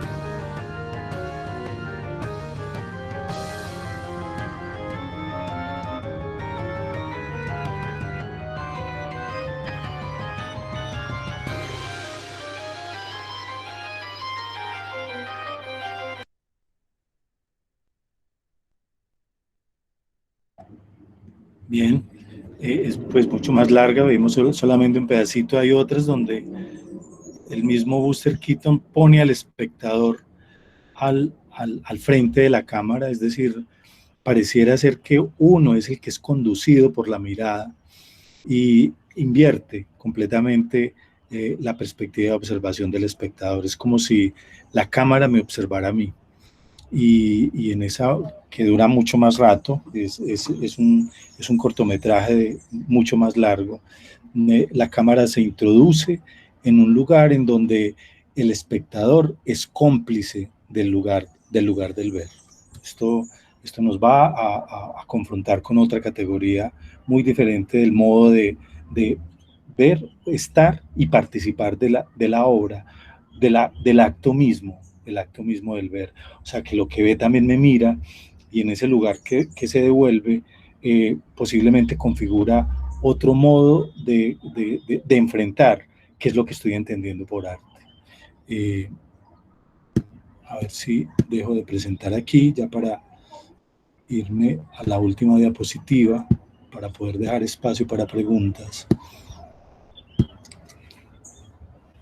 Porque entonces es un ejercicio que traté de hacer de escritura entre el texto de Adorno, lo que yo escribía y la manera como he podido documentar en algunos casos acercamientos a evidencias que muestran la falta de evidencia con la que es posible enfrentarnos a la noción del arte en el contexto de la vanguardia. Esto es de Adorno. Cada vez más cosas fueron arrastradas al remolino de los nuevos tabúes. Por doquier los artistas no disfrutaron del reino de libertad que habían conquistado, sino que aspiraron de inmediato a un presunto orden apenas sostenible.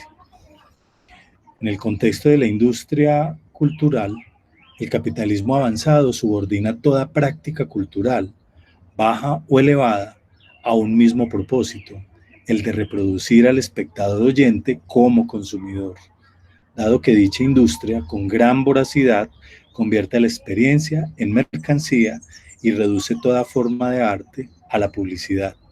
Cualquier intento de producir diferencia dentro de ella habrá de ser asimilado y terminará convalidando al sistema en su totalidad.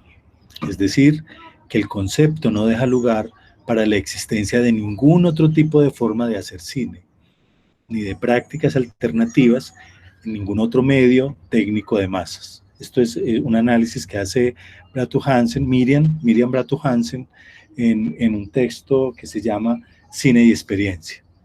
Y lo que yo escribo al respecto de estas dos citas es: la exigencia del arte en cada periodo histórico contiene sus propias prohibiciones. El arte entra en relación directa con aquellas cosas de las que no se habla. Y es paradójico que al interior del mismo arte, este sistema de prohibiciones también se instale, toda vez que el arte se enfrenta a decir, a señalar la apariencia de aquellas cosas que la sociedad ha naturalizado. El arte en el siglo XX caracterizará este mar de prohibiciones en un ámbito singular. Por un lado, la dinámica de cambios que dejó la marca de la originalidad como huella de fuego y esa imposición que ata la negación a su propia repetición, en donde el artista pierde su libertad por la demanda de lo no dicho. Con eso terminaba yo. Habíamos hecho un performance, pero dura 19 minutos y quisiera ya más bien dejarlo ahí, porque ya a partir de ahí ya deviene pues como en el desarrollo de la teoría estética. Este es solamente el inicio, la primera parte de la teoría estética y de cómo introducir, y lo pensaba como cómo introducirme al concepto de pérdida de evidencia en la obra de arte. ¿Cuál es el contexto en el que Adorno nos quiere introducir en este contexto de reflexión, y de cómo algunas categorías de ahí han sido asumidas posteriormente por los estudios culturales? Cuando miro un poco y reviso un poco el texto de Santiago Castro sobre la ibris del punto cero, encuentro como que ahí hay una crítica muy cercana a este modo de introducir el pensamiento en términos de su negatividad para poder evidenciar cuál fue la promesa no cumplida de la Ilustración, y en esa medida poder entonces enfrentar cuál ha sido el papel que han jugado las imágenes en la configuración formativa de la cultura. Y obviamente pues como desde esta perspectiva poder enfrentar la noción de por qué el arte ha perdido evidencia de lo que es arte. Muchas gracias. Y yo quisiera ya dejar este espacio para preguntas. Beatriz. Bueno, entonces se abre el espacio para la intervención de ustedes, los asistentes, alguna pregunta, algún comentario, alguna anotación, sí, que tengan. Hola. Sí, Gerardo. Hola, Gerardo. Hola, Carlos, ¿qué tal? Muchas gracias por tu exposición, pues muy documentada, con muchas cosas.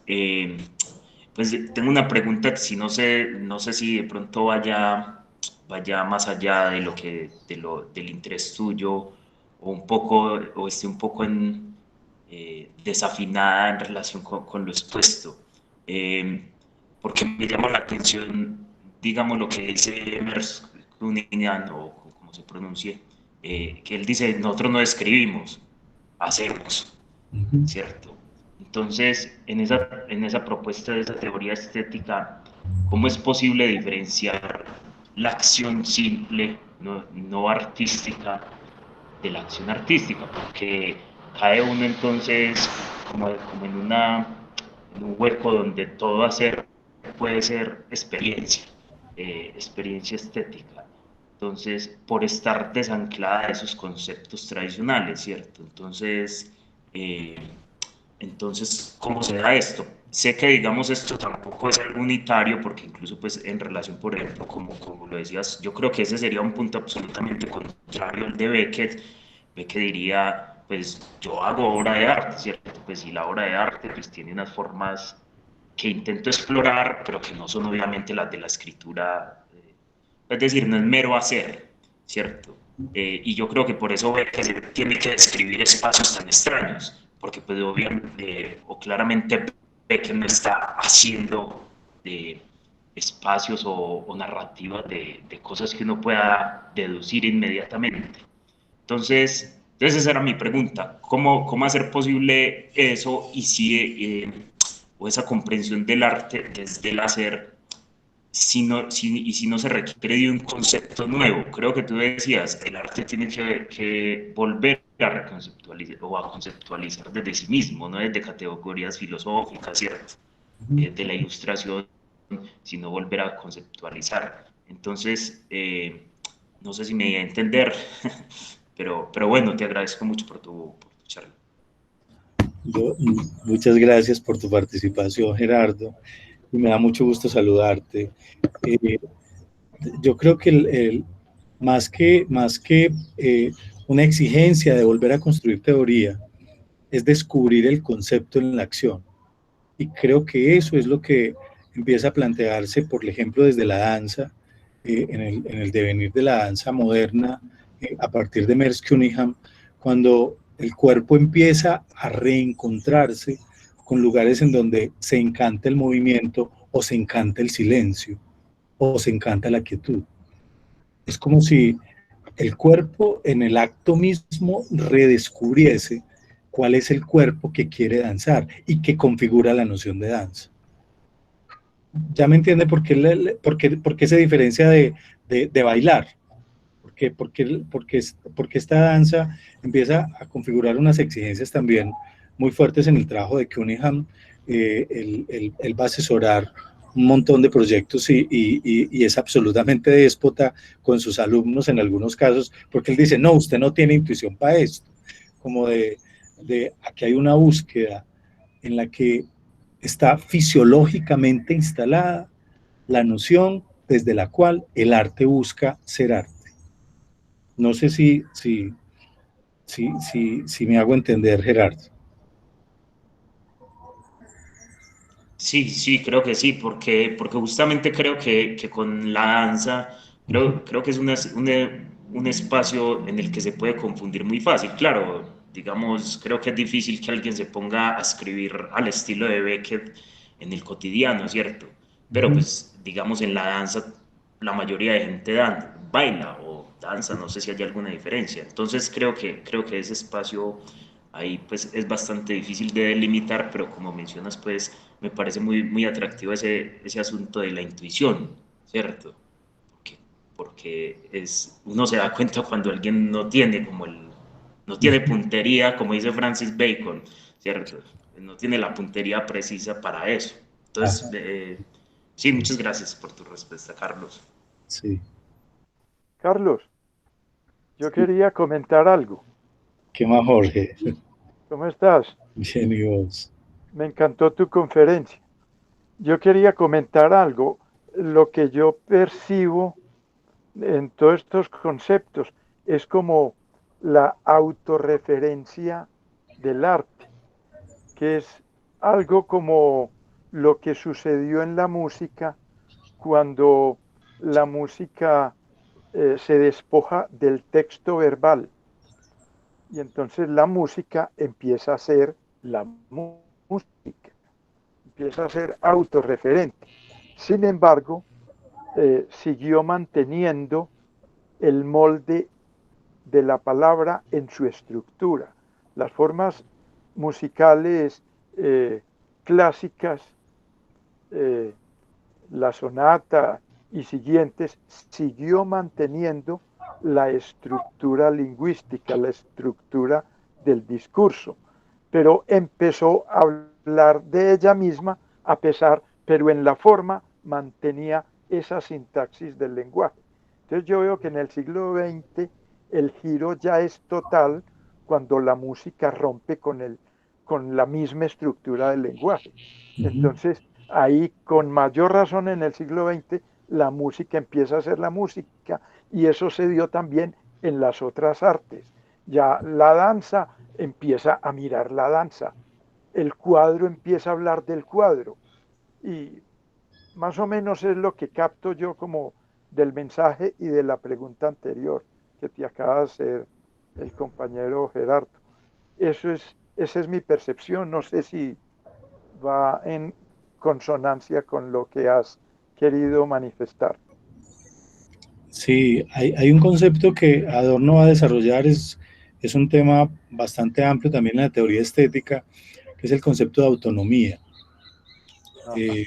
Si le dedicamos un espacio más al concepto de autonomía en el arte, pues vamos a ver cómo Adorno lo complejiza también, porque vos señalás un terreno bien interesante, y es que cuando la música se vuelve autónoma incluso de su propio proyecto poético, entonces se desvincula de toda relación con el lenguaje. Ajá. ¿Y qué autonomía es la que se gana ahí? La pregunta que empieza a hacer Adorno, y lo hace en Filosofía de la Nueva Música, la autonomía que empieza a ganar la música ahí es la autonomía de la configuración de un lenguaje que invente a la música, y no de una música que tenga que recurrir al lenguaje para poder configurar su propio trayecto. Sin muletilla. Claro, claro. Y dice, y hay compositores que lo corren con mayor riesgo que otros. Pero a mí me agrada más cuando él se detiene en ese sentido, es en Alban Berg. No me gusta tanto el de Schoenberg, porque Adorno idolatra a Schoenberg. Bueno, tiene mucho respeto por la obra de Schoenberg, pero me gusta más cuando se da licencias en Alban Berg, porque en la autonomía de Berg hay una relación con lo social que no es evidente de la problemática social, sino que configura al interior de la obra la problemática, es decir, subjetiva, las condiciones de creación al desarrollo de la obra. Entonces, subjetivar las condiciones de la creación en el desarrollo de la obra le permite hacer un análisis de Alban Berg de una amplitud enorme y muy rica en esa relación lenguaje y música. Maravilloso. Gracias. Bueno. ¿Ustedes están grabando estas conferencias? Sí. ¿Se están grabando? Sí, se están grabando. Ah, qué bueno. Sí. Bueno, a ver. Julio, iba a preguntar. Sí, pues sí, quisiera como intentar preguntar, pero no se me hace fácil, porque pues siento que ha sido muy rica la ponencia, Carlos. Muchas gracias. Es que me surgen inquietudes, pues mientras he intentado mantener pues como un hilo de tu exposición. Mencionabas en un momento como un presupuesto de moralidad del que se servía el Dada, ¿cierto? Y luego pues como toda la pregunta por el sentido, pues como en todos estos movimientos de vanguardia, ¿cierto? Como que no sé si es una pulsión por el sinsentido o es una apertura a abrir otras posibilidades de sentido, ¿cierto? Lo que las vanguardias están buscando. Entonces, por un lado, pues como un asunto de lo moral que quisieras preguntarlo como trasladarlo a la actualidad de la contemporaneidad del arte, ¿cierto? ¿Qué presupuestos de moralidad podría estar pensando la contemporaneidad en el arte? Y si esas aperturas a sentidos si se están dando de alguna manera, digamos, más potente o evidente como en esas revoluciones que las vanguardias querían hacer con el arte, ¿cierto? No sé si es un balbuceo, me hago entender. Y como que por ahí pues intentaría como formular pues como algo que tú pudieras iluminar un poco más. Claro, claro. A ver si soy capaz, Julio. Y discúlpenme si parezco arrogante queriendo contestarlo todo. Yo creo que esa es una tara de maestro que todavía tengo. No, pero para nada, porque es precisamente poder conversar. Sí, de recorrer con vos de recorrer junto a vos esa pregunta, Julio, porque yo también me la he hecho, ¿sí? Y cuando yo veo que Adorno insiste mucho en la teoría estética sobre, es que detrás de la noción de arte, de cualquier momento histórico, porque el concepto de arte es contingente, histórico y cultural, está sustentada una idea de humanidad. Es decir, arte no es porque a los artistas se les ocurrió decir que hay arte. Arte es porque desde el Renacimiento incluso lo menciona, hay una noción de lo humano y que en el arte aparece con alguna evidencia.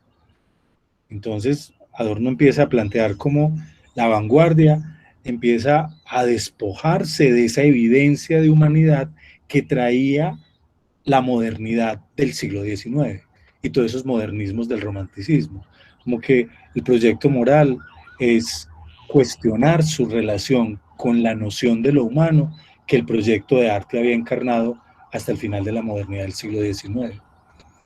Entonces, obviamente tienen que aparecer otros valores del cuerpo, otros valores de la percepción, otros valores ante lo social.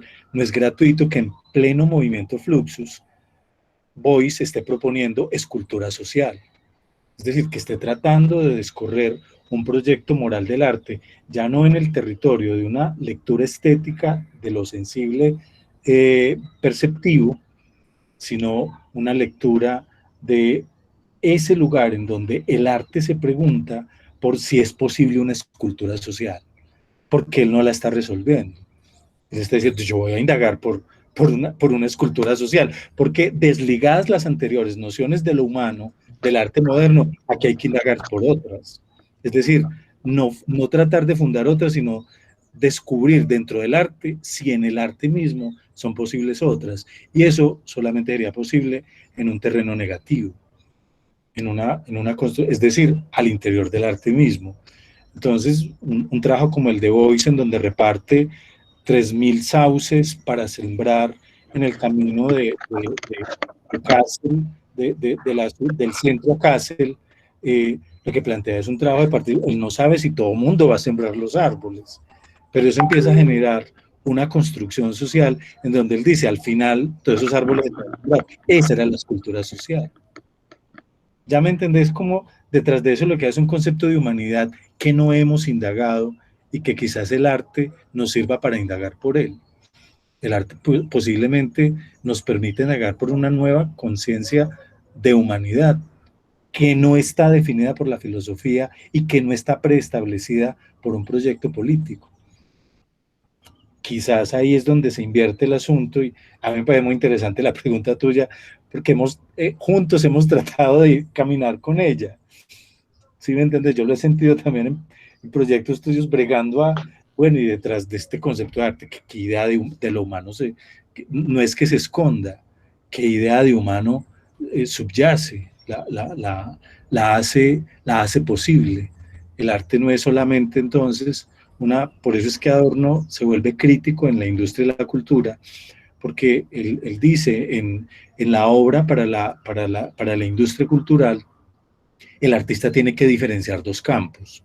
Uno, el del dominio estético de la técnica, porque el artista tiene un dominio estético de la técnica, pero por otro lado, hay un lugar que la tecnología no lo deja escapar. Es decir, por ejemplo, en el caso del cine, por más que el cineasta tenga unos dominios técnicos del guión, de la edición, hay una tecnología científica, hay una tecnociencia que define cuál es el soporte del cine, y él no puede salir de ahí. Entonces él dice, finalmente frente a eso, ¿cuál es la noción de lo humano a la que nos está atando esta nueva conciencia tecnocientífica, en la que si el hombre también es naturaleza, entonces también queda subsumido por la racionalidad con la que la administra? Ahí es donde él se pregunta, entonces, ¿a dónde diablos está lo humano? Si pensábamos que lo humano estaba sustentado y se podía hacer evidente en el dominio de la técnica. Al desplazarnos a una sociedad tecnocientífica, entonces yo ya quedo subordinado, ya no hay una naturaleza que yo domine, hay una naturaleza que yo creo dominar, pero yo quedo subsumido por esa tiranía con la que yo domino la naturaleza. Y esa se devuelve sobre mi propio cuerpo y termina tiranizándome a mí, es decir, convirtiéndome en estadística, convirtiéndome en una razón instrumental. Y él se pregunta ahí, y entonces, ¿a dónde estaba la noción de lo humano de la que se supone el arte estaba buscando autonomía? Y entonces pone en tensión esos dos lugares.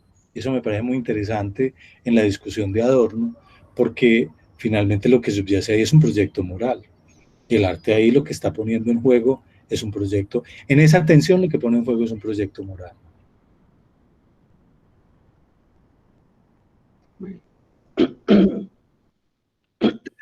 Muchas gracias. Me parece muy rico lo que amplías allí. Gracias. Bueno.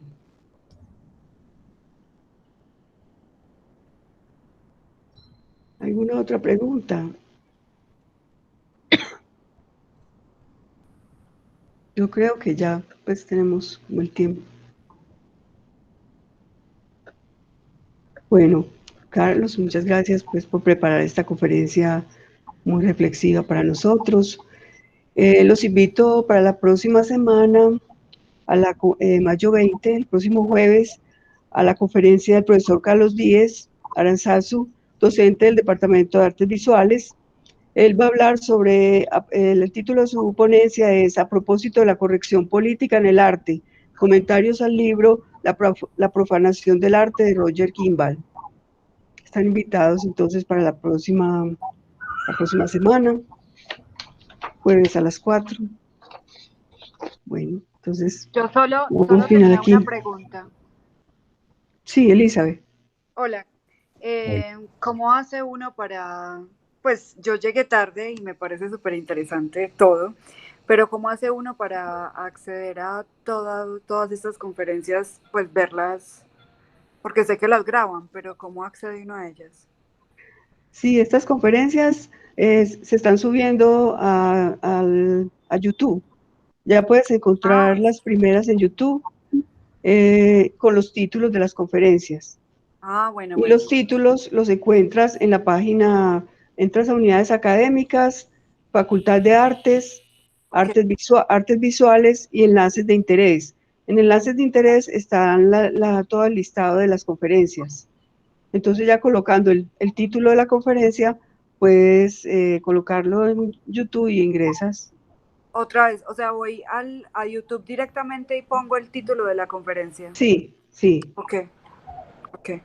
Bueno, muchas gracias. Bueno, no, muy... Bueno. Yo entiendo la mitad de todas maneras, pero me ha gustado mucho. Me parece maravilloso. Pues yo soy flautista, profesora de ahí pero me pareció maravilloso. Muchas gracias. Bueno, listo.